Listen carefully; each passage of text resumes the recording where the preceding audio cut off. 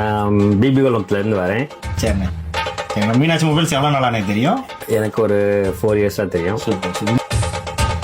இல்லை, நான் இந்த பக்கம் என்னோட வேலையாக வந்தேன். சரிண்ணே.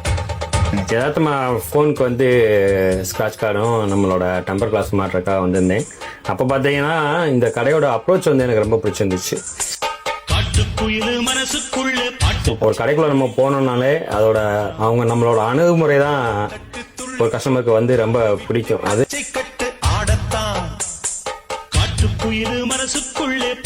அது எனக்கு வந்து ரொம்ப ஃபர்ஸ்ட் டைமே வந்து ரொம்ப பிடிச்சிருந்தனால நான் அதுக்கடுத்து என்னோட வீட்டை தாண்டி பார்த்தீங்கன்னா கிட்டத்தட்ட ஒரு 500 மொபைல் ஷாப்பாவது இருக்கும்.